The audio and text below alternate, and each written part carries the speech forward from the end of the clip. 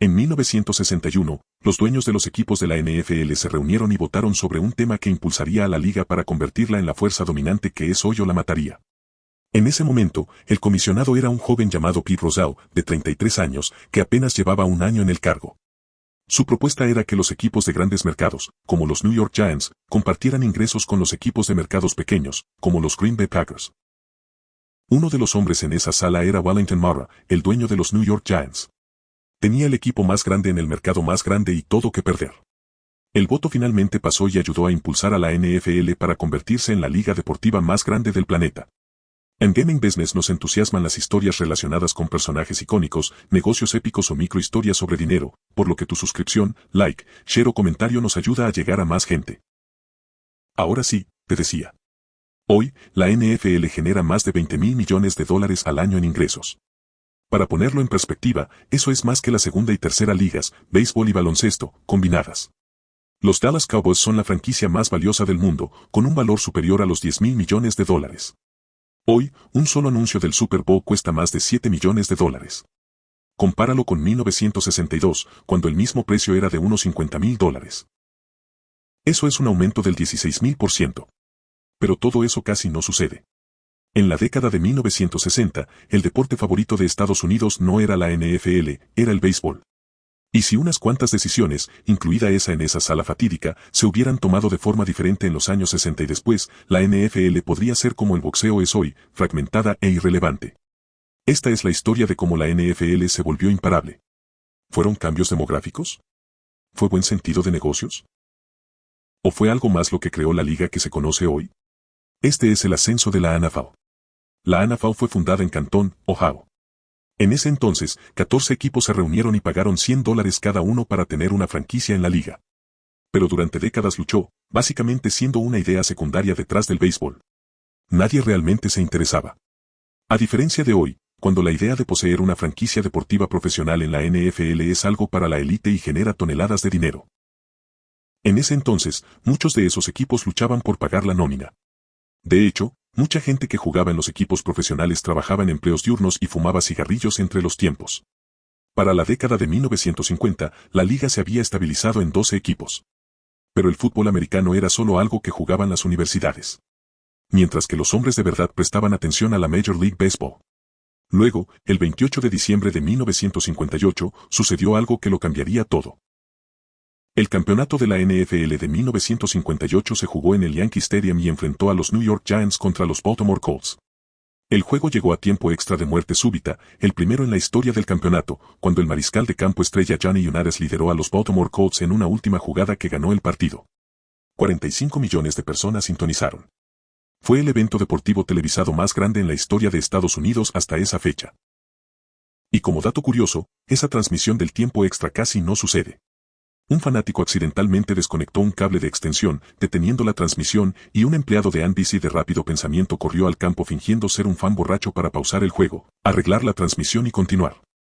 Resulta que la vida está llena de momentos de suerte y a veces de empleados valientes y de pensamiento rápido. Pero volvamos a ese número. Había 45 millones de personas viendo el juego. Pero aquí está el detalle, las cosas eran diferentes en esa época. Solo había 42 millones de televisores en todo Estados Unidos. Resulta que todo el mundo y su familia entera estaba sentado viendo ese partido de fútbol. El rey de esa era seguía siendo el béisbol. Pero había un problema con el béisbol. Los juegos de béisbol duraban 3 horas, eran lentos y realmente solo eran geniales si ibas en persona a verlos. El béisbol y la televisión no combinaban bien. Pero el fútbol americano era una bestia diferente, un campo más pequeño, mucha drama, juegos más cortos, perfecto para la era de la televisión que se acercaba. Pero la NFL tenía un problema fundamental en ese momento, y en realidad eran 12 problemas, todos sus dueños. Se reunieron en 1960 para elegir un nuevo comisionado para la liga. Después de 23 votaciones, no pudieron elegir a nadie. Nadie era alguien que hiciera feliz a todos. Así que en lugar de elegir a alguien con un largo historial, contrataron como comisionado a un joven gerente general llamado Pete Rozelle, de 33 años.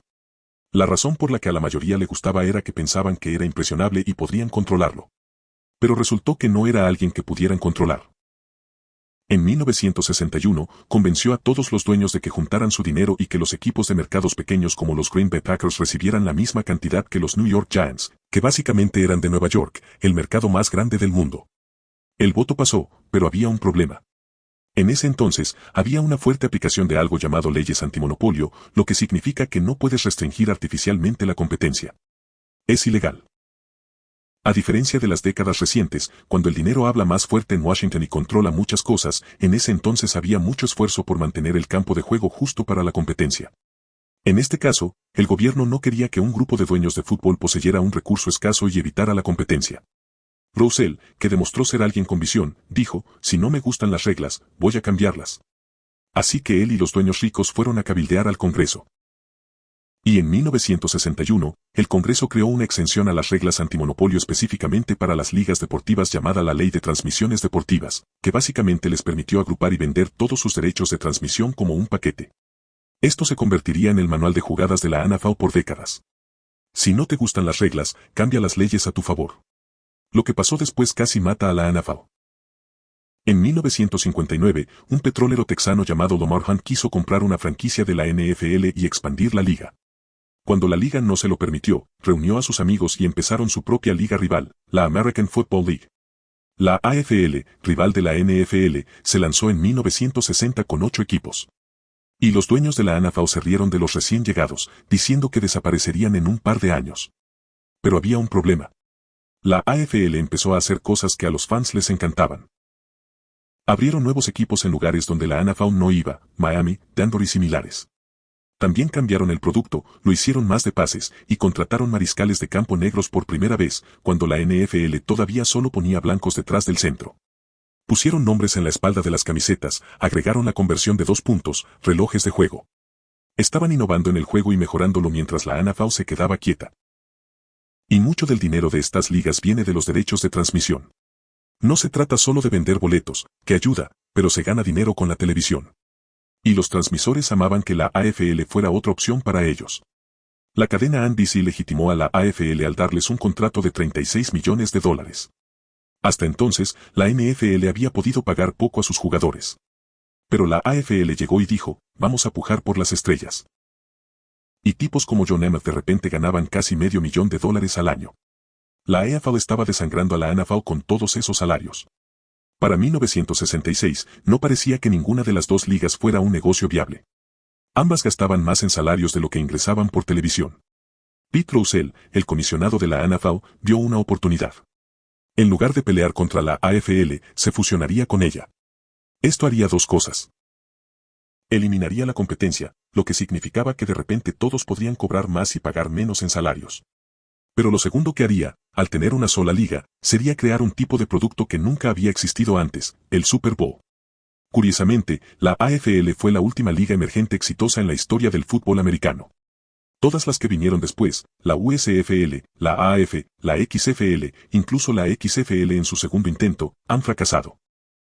Y la más reciente, la UFL, formada en 2024 tras la fusión de la USFL y la XFL, sigue operando en una posición marginal comparada con la NFL. Resultó que una vez que ocurrió la fusión entre la AFL y la NFL, las barreras alrededor del negocio eran básicamente insuperables. Los ingresos por televisión subieron tanto que impulsaron los salarios más alto, todas las ciudades grandes estaban ocupadas y los estadios también estaban tomados.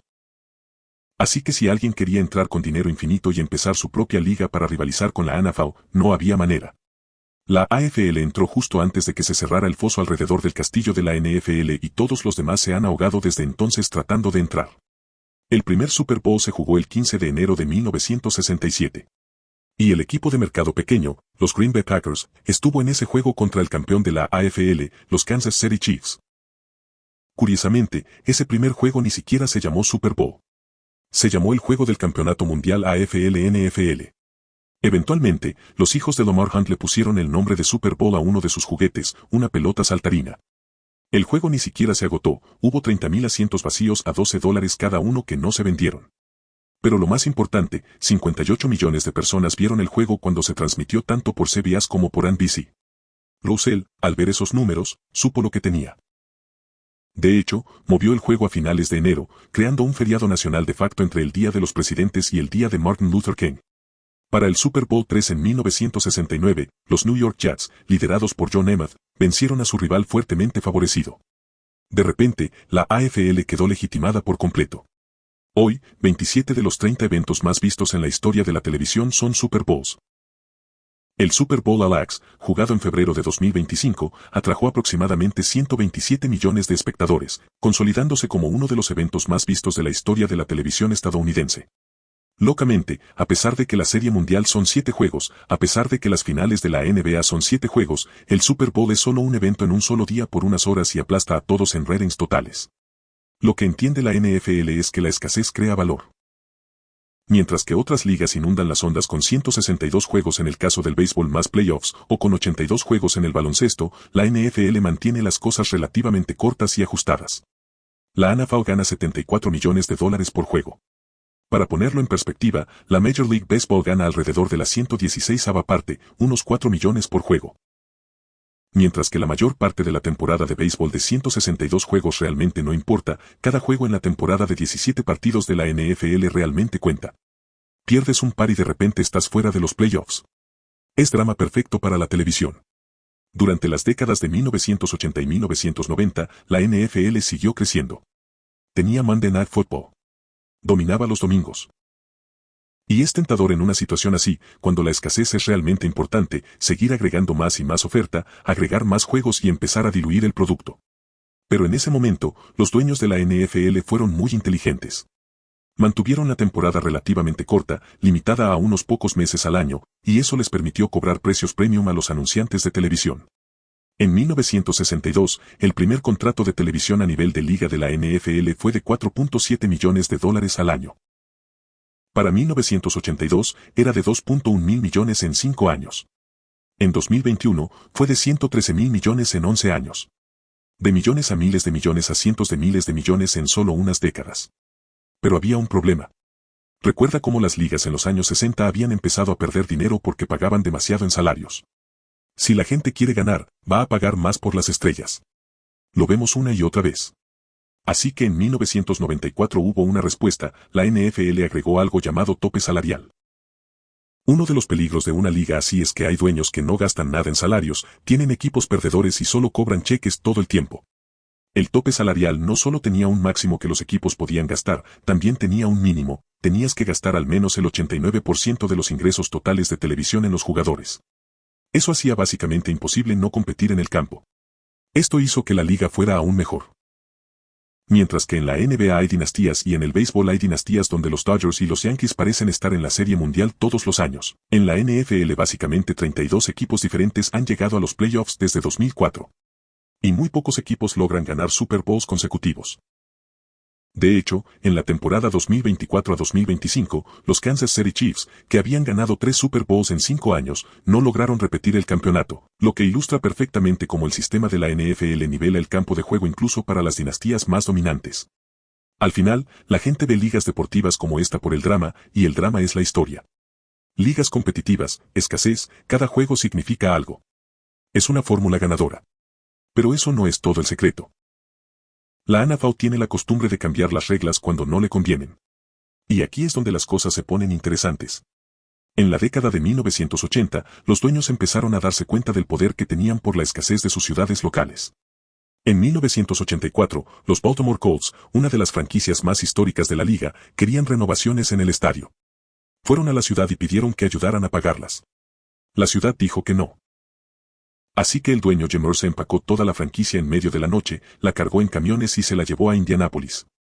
De repente, todas las ciudades enfrentaron el miedo de que tendrían que gastar mucho dinero para subsidiar y básicamente regalar dinero a estos dueños por estadios o arriesgarse a perder sus franquicias. En total, más de $10.600 millones se han gastado en fondos públicos para construir estadios para equipos de la NFL. Y se pone bastante escandaloso. En la NBA, los Oklahoma City Thunder básicamente consiguieron que toda su nueva arena fuera pagada por la ciudad. En San Antonio, la ciudad votó recientemente para aprobar unos $600 millones en dinero de contribuyentes para construir una nueva arena para los San Antonio Spurs. De los 30 estadios que existen hoy en la NFL, solo 3 se han construido con dinero privado. Y uno de ellos está en Los Ángeles. Como que es difícil no recuperar el dinero con una franquicia deportiva en la La contribución pública mediana a un estadio de la NFL desde 2010 es de $500 millones. Y aquí viene el golpe: si se consulta a economistas, el 83% dice que estos estadios no generan una diferencia económica significativa para las comunidades locales. Todo ese dinero se podría haber gastado en otras cosas. Pero los votantes, las ciudades, los políticos no quieren ser la persona que pierde la franquicia. Así que cuando están contra la pared, tienden a votar sí. El dueño de los Buffalo Bills está construyendo un nuevo estadio ahora mismo y consiguió $850 millones en fondos públicos. Su patrimonio neto es de $6.700 millones y forma parte de un imperio de la NFL que genera $20.000 millones al año. Sí, esa es la matemática. Si se conecta todo, la NFL le pidió al Congreso que cambiara las reglas a su favor para que no entrara competencia. Poseen un número limitado de equipos y esos equipos de repente tienen la capacidad, por la escasez, de presionar ciudades como Buffalo o Kansas City. Y hay algo en que pensar con todo esto: se podría creer que las personas ricas en general son solo muy buenas en negocios. Resulta que la gran mayoría no solo son buenas en negocios, son realmente buenas manejando al gobierno también. Y si se observa quién dona a los políticos, los nombres de los más acaudalados tienden a aparecer con frecuencia. Y hay una razón: quieren que las reglas se doblen a su favor. Como caso en punto, todas estas maniobras han hecho que mucha de esta gente gane mucho dinero. 93 de los 100 eventos más vistos en la historia de la televisión estadounidense son juegos de la NFL o Super Bowls.